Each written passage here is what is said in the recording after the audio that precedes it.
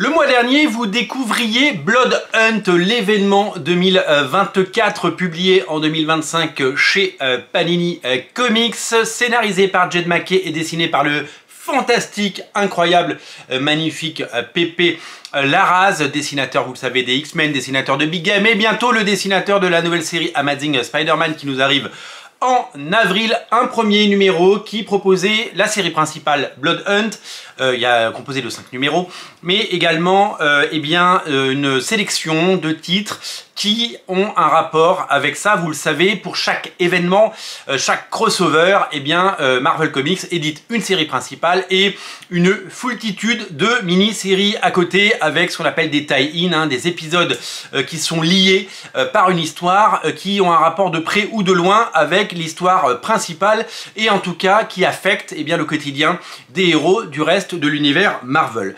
À l'occasion de Blood Hunt, Marvel a édité je ne sais combien d'épisodes, ce qui rend le tout quasiment impossible à publier en l'état. Panini a fait un choix, ils éditent donc la série principale, donc les 5 numéros répartis sur les 3 soft covers qui sortent en janvier, février et mars 2025, ainsi que donc une sélection courte d'histoires qui ont un rapport et qui ont un impact quasiment immédiat sur la série principale.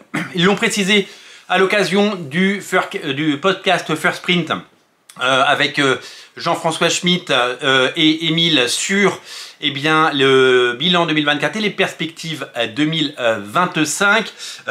C'est un choix éditorial, tout n'a pas édité parce que tout n'a pas la même qualité.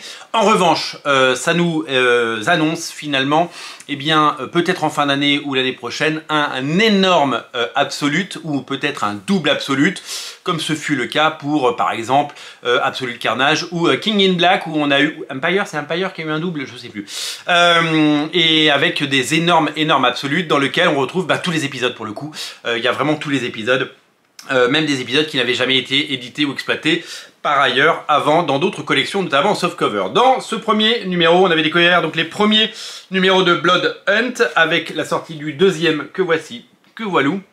Nous avons donc la suite de cette saga avec donc des tie-in, notamment certains consacrés à Black Panther. Au sommaire de ce récit, on y trouve Blood. Alors, vous savez, les séries, elles ont tout un nom compliqué. Donc, ça s'appelle Black Panther Blood Hunt. Donc, numéro 1. On a le 3e épisode de la série principale Blood Hunt.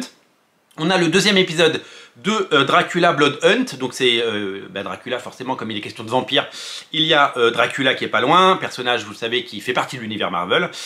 Il y a l'épisode de Doctor Strange numéro 16 qui avait un lien direct avec ça, l'épisode Miles Morales Spider-Man Blood Hunt.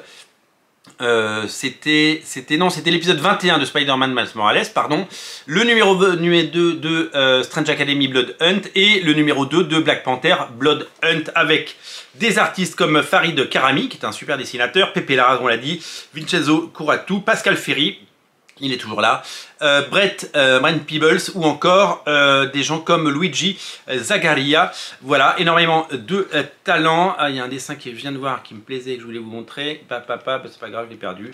Il est là. Il est là, hop, c'est voilà, de toute beauté. Là c'est du Pepe Larraz, forcément. Quand on a du Pepe Larraz, on est content. La couverture, vous l'avez reconnu, c'est Miles Morales version vampire.